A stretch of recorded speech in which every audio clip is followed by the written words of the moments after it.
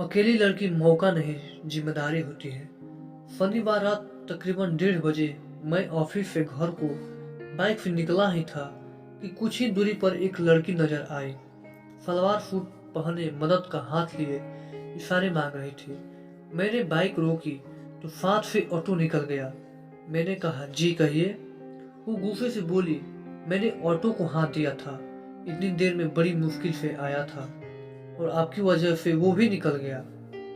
मुझे भी बुरा लगा। सोचा इतनी रात को अकेली लड़की मेरे गलत फहमी की वजह से परेशान हो गई।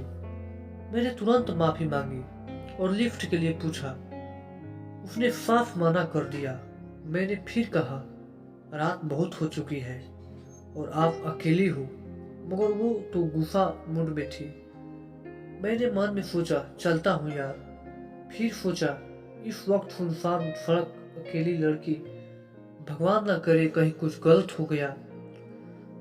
नहीं नहीं, मुझे इसकी मदद करनी चाहिए, वरना इस अपराध का दोषी मैं ही होऊंगा, जो कि मुझसे अनजाने में हो गया।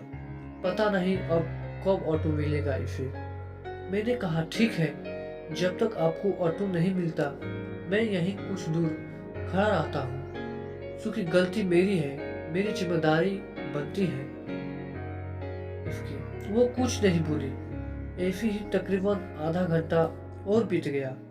समय 12 के पार हो गया। मैंने फिर से उससे लिफ्ट के लिए पूछा और कहा, अब तक आधा सफर तय कर दिया होता।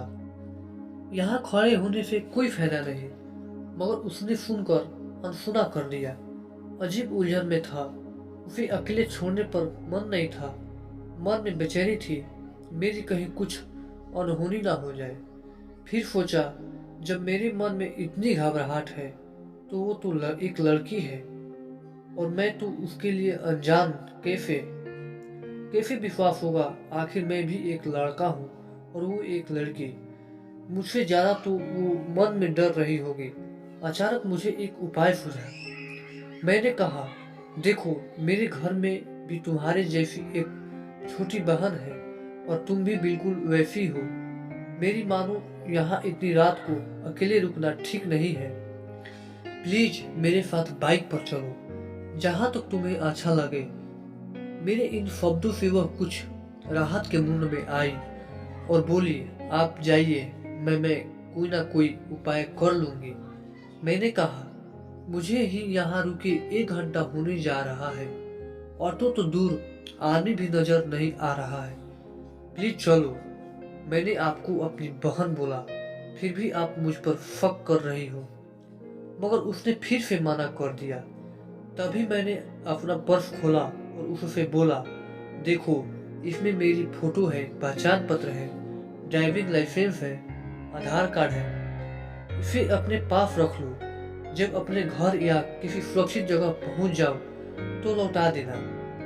उसे पर्स में आधार कार्ड निकला और पढ़ा, मोहित, हाँ मेरा नाम है। देखो, अब प्लीज माना मत करना। तुम्हारे घर में तुम्हारे मम्मी पापा, भाई बहन इंतजार करते होंगे। वैसे कर तो मेरे मम्मी पापा और बहन भी परेशान भी हो रहे होंगे। अब चलो। वह थोड़ा सा मुस्कुराई और बाइक पर बैठ गई। मैंने पूछा, कहाँ है तुम्हारा घर? वो बोली, आप चलती रहो, जहाँ लगेगा बता दूंगी। तकरीबन 1 घंटा लगातार बाइक चलती रही। वो कुछ नहीं बोली। लगभग 40 किलोमीटर। अचानक बोली, बस बस यहीं रोक दो, और तुरंत एक सड़क से कॉलोनी की ओर जाने वाले रास्ते में दौड़ पड़ी। चंद मिनटों में वो मेरी आंखों से ओझल हो गई। खैर, मन में सुकून था। चलो, वह घर के पास पहुंच गई। जैसे तैसे घर पहुंचा तो 3 बज चुके थे। पापा बहुत गुस्सा हो रहे थे। मम्मी और बहन भी जाग रहे थे। यकीनन वो सभी चिंतित थे और गुस्सा भी। सो बिना कुछ बताए मैं चुपचाप अपने कमरे में चला गया। अगले दिन रविवार था। सो आराम से सो रहा था। अचानक 11 बजे छोटी बहन ने आकर झकझोरा, भैया उठो, कोई लड़की आई है, उसके मम्मी पापा भी हैं। क्या कोई लफड़ा कर दिया क्या? और हंसने लगी। पापा बुला रहे हैं, नीचे, जल्दी चलो। पागल है मैं और लफड़ा शैतान कहीं की। अचकची नींद में तुरंत बनियान पहने नीचे आया। देखा तो वही रात वाली लड़की और एक अंकल आंटी साथ में थे। ये यहाँ कैसे? इसे तो मैं काफी दूर छोड़कर आया था। इसके घर और मेरा घर तो बहुत दूर है। इससे पहले मैं कुछ पूछूं, वो उठकर आई और बोली, भैया हैरान ना हो, मैं यहाँ कैसे? आपका पर्स जिसमें आपका पैन कार्ड, आधार कार्ड, उसी से पता लेकर मम्मी पापा के साथ आई हूँ।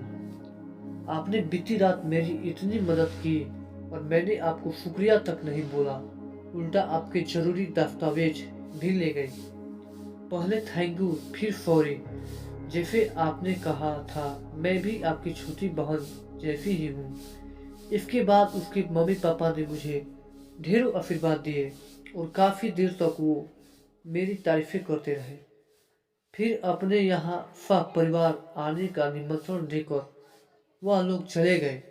उनके जाते ही पापा ने मुझे सीने से लगा लिया और कहा, मुझे गर्व है तुझ पे मोहित, ये कि तुमने एक अच्छे बेटे वाली बात मगर रात को ही बता देता तो अच्छा होता, न बेकार में मुझे डांटा।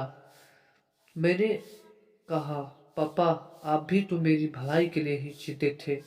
तभी पापा ने एक बार फिर से मुझे सीने से लगा लिया, मगर इस बार मम्मी और छोटी भी आकर मुझसे लिपट गए। दोस्तों, मुझे मेरे पापा ने एक बात ही समझाई है, अकेली लड़की मौका नहीं जिम्मेदारी होती है।